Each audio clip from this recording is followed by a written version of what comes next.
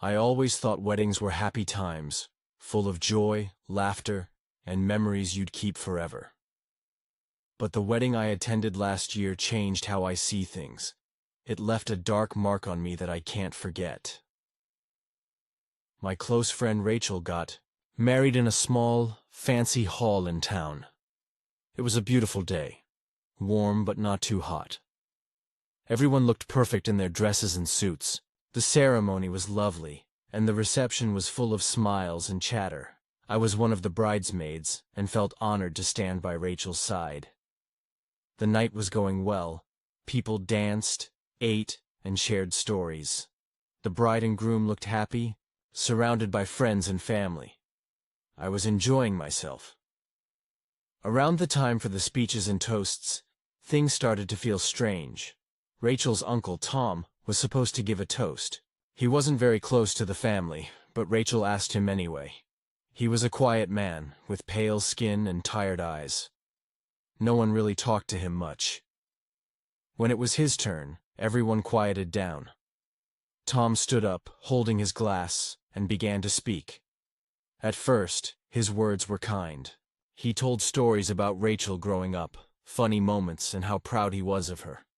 But then, his voice changed. He started talking about secrets.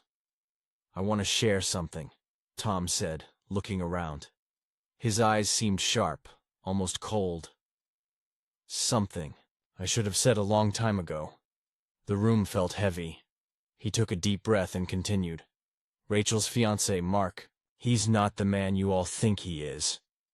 People looked shocked. Rachel's smile faded. Some guests whispered nervously.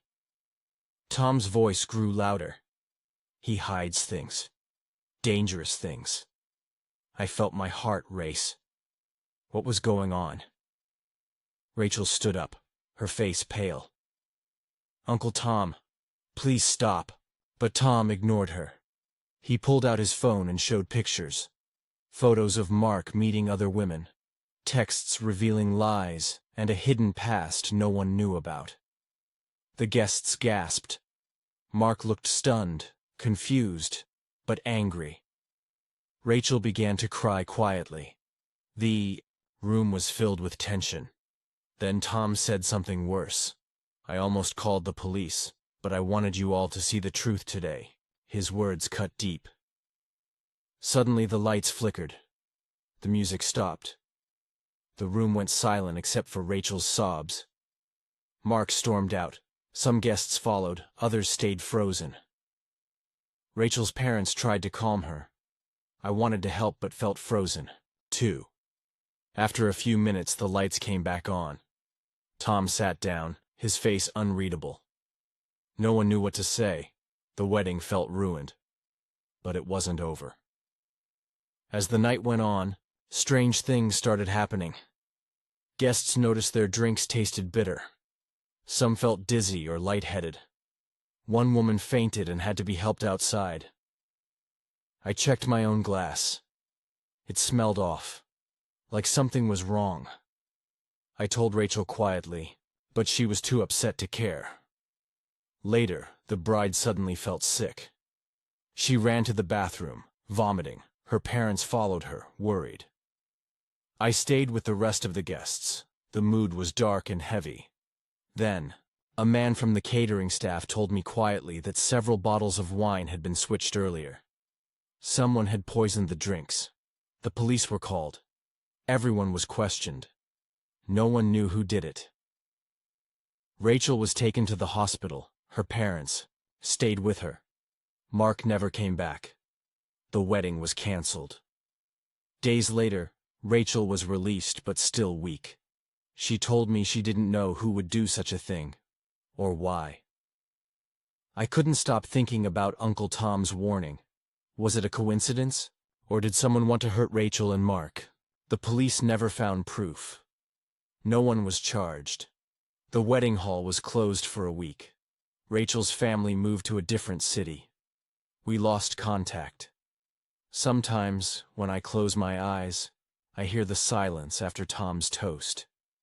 The heavy feeling in the room. The bitter taste of poison. The shattered dream of a perfect day. I still wonder, who wanted to ruin the wedding and why?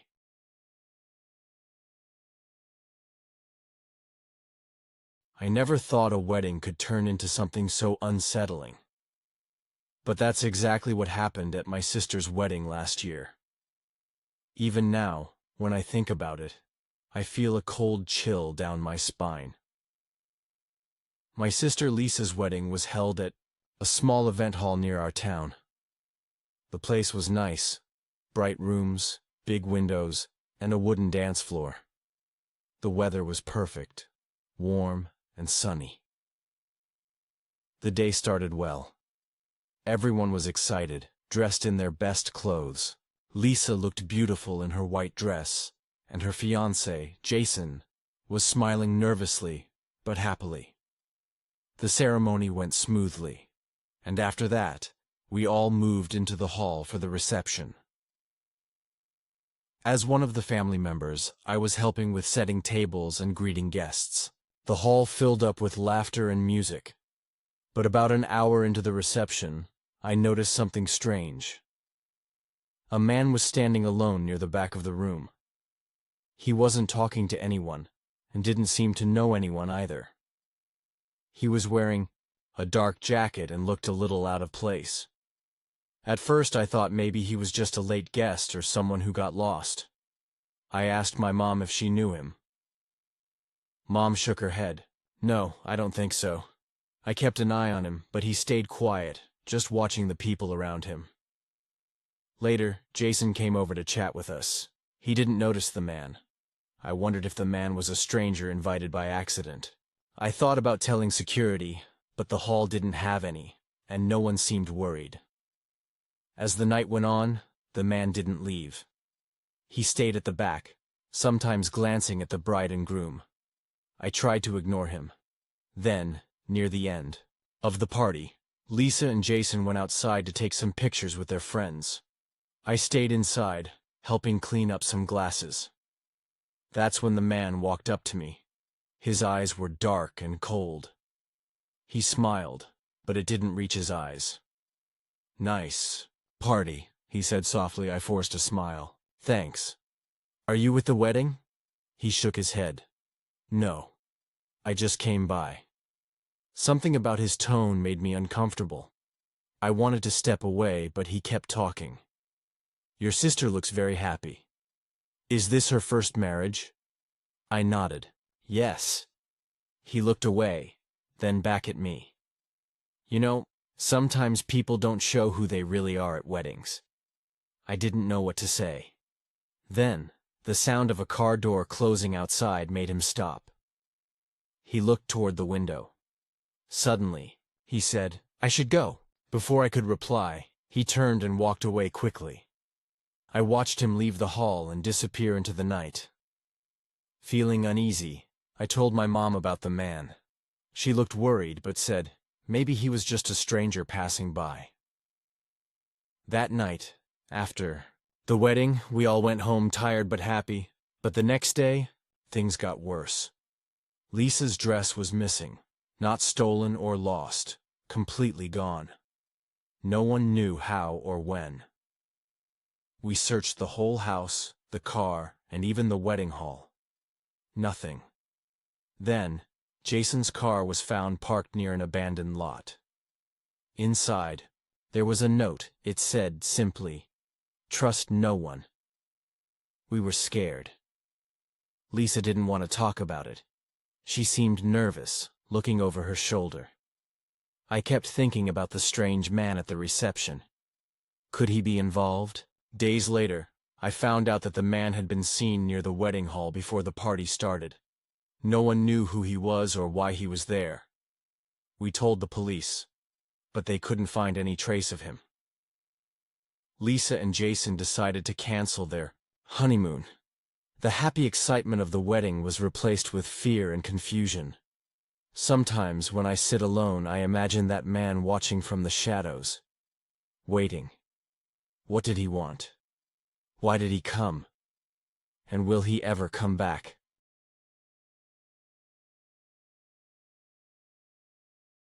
I never thought a wedding could turn into a nightmare, but mine did. It was my sister's wedding, and I was the maid of honor. Everything was perfect, or so I thought. The wedding was at a nice country club. The sun was shining, birds were singing, and everyone was smiling. My sister Lisa looked stunning in her white dress. The groom, Jake, was nervous, but happy. The guests were all friends and family. I was proud and excited. The ceremony went well. The vows were sweet, and when they kissed, the crowd cheered. Then we moved to the reception hall, which was decorated with flowers and soft lights. The music was soft, and the food smelled delicious. But soon, things started to feel off. It was after the dinner, when people were dancing and talking. I noticed a man standing near the wall. He wasn't part of the family or the wedding party. He was wearing a dark jacket and jeans, and he looked uncomfortable, like he didn't belong. At first, I thought maybe he was a +1 of someone, or a friend of a guest, but I didn't recognize him. I asked my mom if she knew who he was. Mom frowned. No idea, I kept an eye on him. He didn't dance or talk to anyone. He just stood there, watching. When the DJ started playing slower songs, couples began to dance. I asked Jake if he had invited anyone extra, but he said no. I felt uneasy. I told Lisa about the man. She laughed nervously. Maybe he got lost and ended up here by mistake. But the man didn't leave.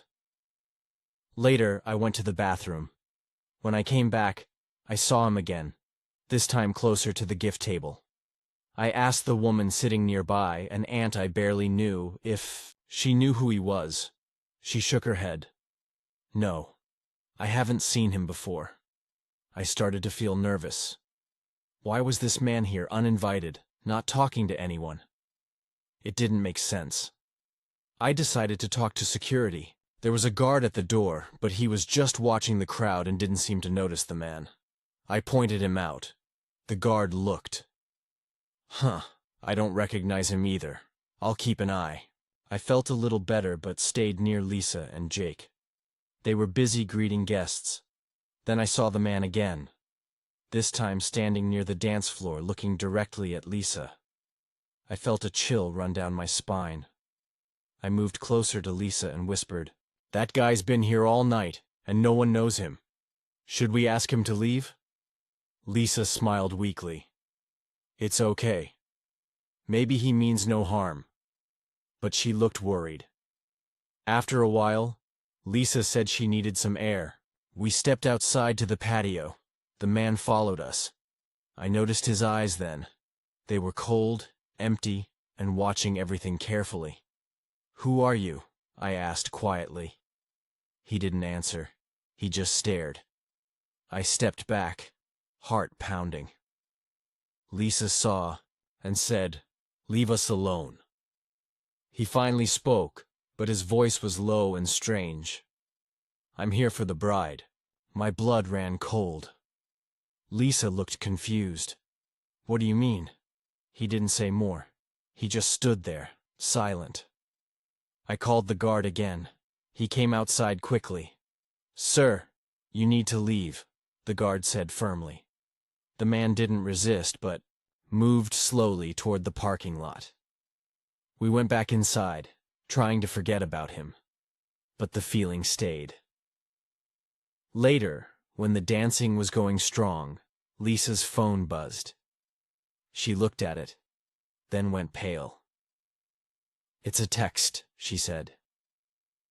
"From, I don't know this number." The message read, "You can't hide.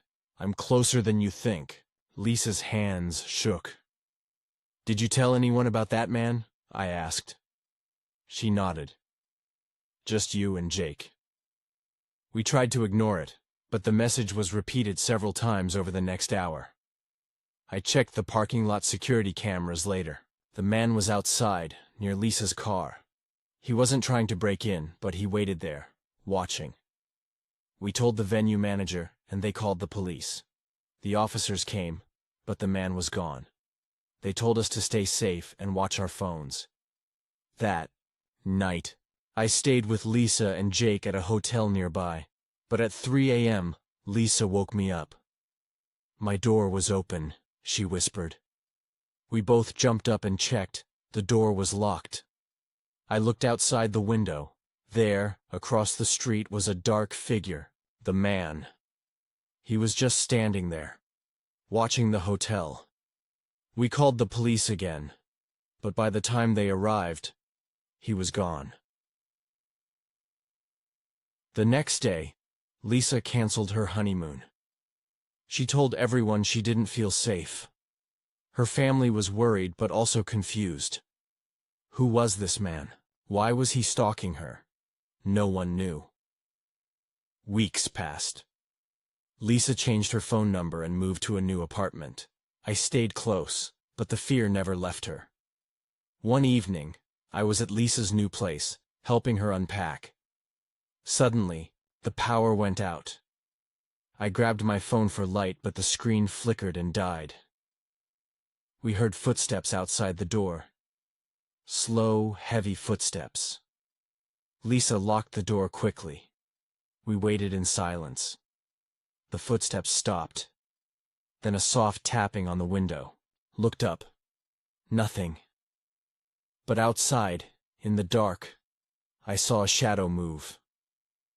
We called the police again, but they found no one. The man was gone. For now, I still don't know who he was or what he wanted. But I do know this. No wedding is truly over. Sometimes, the nightmare just begins.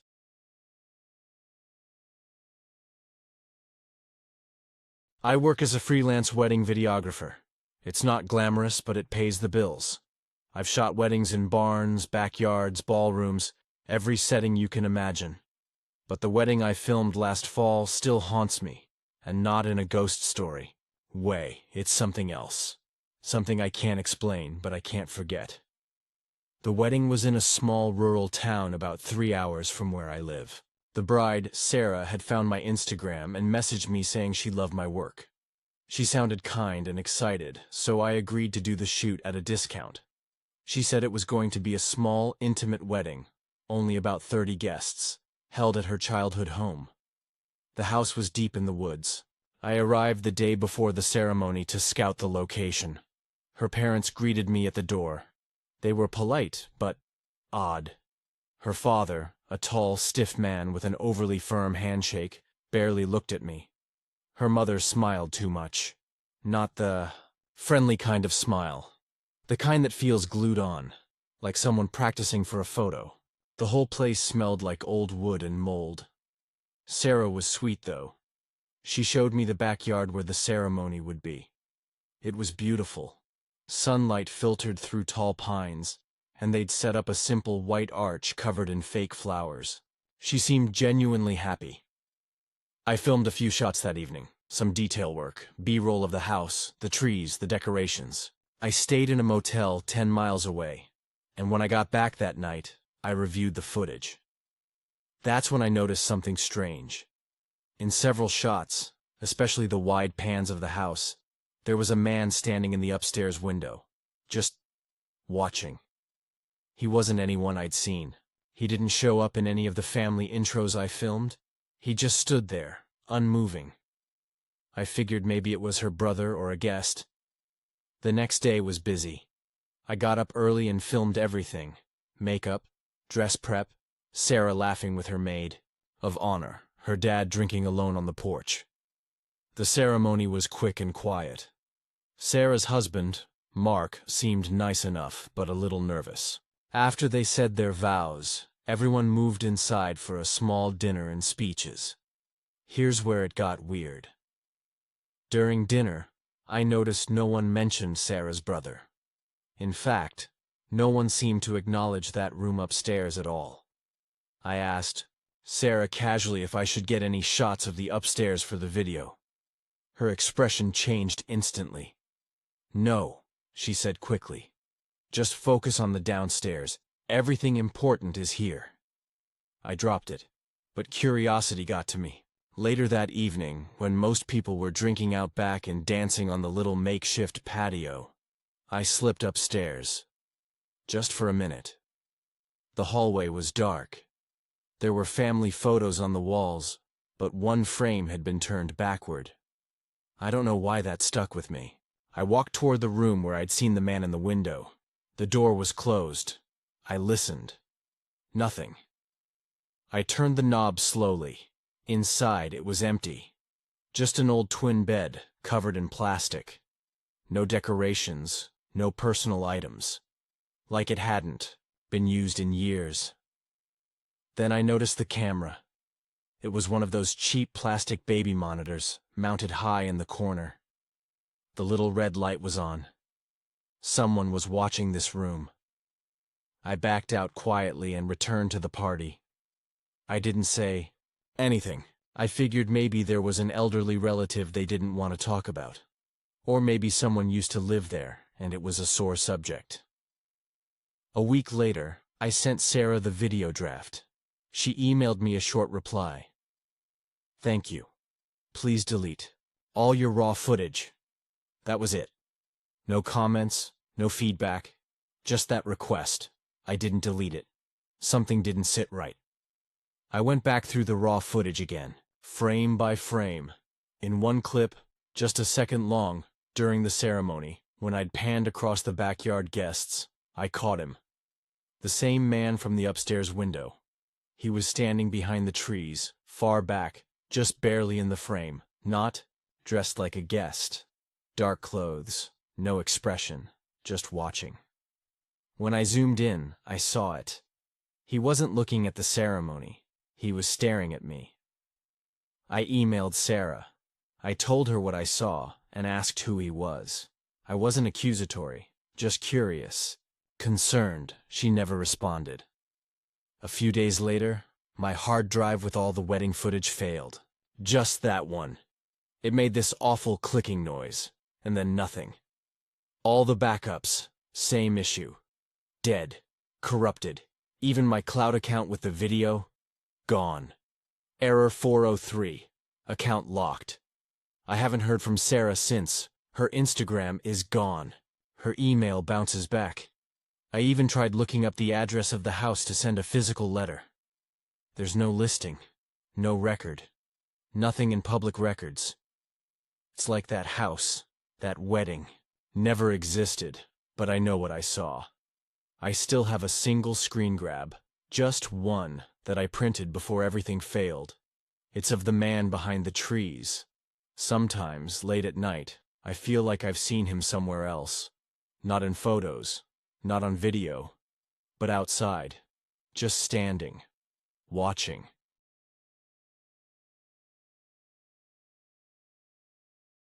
I never thought something like this could happen at a wedding. But it did, and it still scares me to think about it. My cousin Emma got married last summer. The wedding was held at her family's old farmhouse. It was beautiful. A big white house, with a wraparound porch, green fields, and trees all around. I grew up visiting that house, so I knew every corner of it. Or at least, I thought I did. The wedding day was sunny and warm. The guests arrived early. We all helped with last-minute decorations. Emma was calm but excited. Her fiancé, David, was smiling and joking with everyone. After the ceremony outside, we all moved inside for the reception.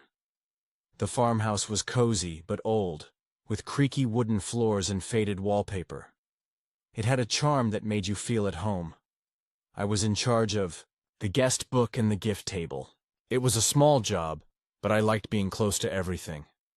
Later in the afternoon, Emma's grandmother asked me for a favor. "Could you check the guest room upstairs? I want to make sure it's ready for the newlyweds," she said. I nodded. "Sure, Grandma." I went up the stairs, the old wood creaking beneath my feet. The hallway smelled like dust and old books. I opened the first door on the left, the guest room. It looked fine, with a neatly made bed and fresh linens. Then I reached the second door. It was locked. That surprised me. The room had always been used for guests. Why would it be locked today? I knocked softly. Hello? Emma? No answer. I tried the knob. It didn't turn. I thought maybe someone had locked it by accident. I called downstairs. Grandma, the second guest room is locked.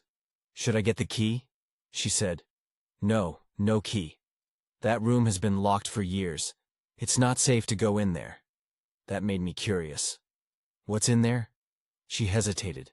Nothing important, just some old things from the past. It's best if no one goes in. I felt uneasy but didn't push her. Back downstairs, I told Emma about the locked room. She frowned. I forgot about that. Mom said it's been locked since Grandpa passed away. It's probably better left alone. Still, the idea of a locked room in a familiar house bothered me. As the evening went on, guests danced and ate cake, but I couldn't stop thinking about that room. Later, when most people were outside on the porch enjoying the cool night air, I slipped upstairs again. I wanted to check the hallway. I stood in front of the locked door. My hand touched the knob. It was cold and rough. I tried to listen. I heard nothing. Then, out of curiosity, I checked the other guest room again. The window was open slightly, and the curtains fluttered. I looked down the hall and noticed something strange. There was a faint light coming from under the locked door. That didn't make sense. If the room was empty and locked, how could there be light inside? My heart started to race. I knocked softly. Emma, is that you? No answer. I pressed my ear to the door. A low sound, like breathing, came from inside. I stepped back, scared. I decided to tell Emma and Grandma immediately. They both looked serious when I told them. Emma said, I don't know what's going on, but I don't want anyone going near that room tonight. I agreed, but I couldn't shake the feeling that something was wrong. Later that night, I woke up to strange noises. It was around 2 a.m. The house was mostly quiet, but I heard faint tapping sounds, like something knocking on wood. I got up quietly and walked toward the stairs. The noise was coming from upstairs. I climbed carefully, trying not to wake anyone. When I reached the hallway, the tapping stopped, but the locked door now had a shadow. Shape moved behind the frosted glass panel on the door. I froze. Then, I heard a soft voice. It was barely a whisper. Help me. I wanted to run, but I couldn't move. The voice came again. Please!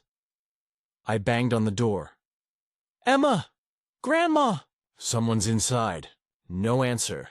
I ran downstairs and found Emma and Grandma. When I told them, Grandma looked pale. Maybe it's just the wind, she said nervously. But Emma shook her head. No, something's wrong. We called the police. When they came, they tried to open the door, but it was locked tight. One officer tried to pick the lock but couldn't. Then, they found a key hidden under a loose floorboard nearby. When they unlocked the door, the room was empty. No light, no sound, nothing. Just an old bed covered with a dusty sheet. But the strange part was this. On the wall, someone had scratched words into the wallpaper. They were faint but clear. I'm trapped here. Help me. We stared at the message, our skin crawling. The police said it was probably an old prank or a message left long ago, but it didn't feel like a joke. That night, none of us slept well. The next day, we found something else. Emma's phone had strange messages, texts she never sent or received. They were short and weird, just one word, here. I felt like someone was watching us. Later, a friend of the family who used to live in the house told us the story. Years ago, Grandpa's brother lived in that room. He was sick and lonely. One winter, he disappeared. No one ever found him. Some said he hid in that room and died alone. The locked door was meant to keep people out, to keep the past hidden. Emma decided to leave the room locked, but none of us could forget the strange light, the whispers, or the scratched message. The wedding was supposed to be a happy day, but that locked room became a dark secret we couldn't explain. And sometimes, late at night, I swear I hear tapping on that door again.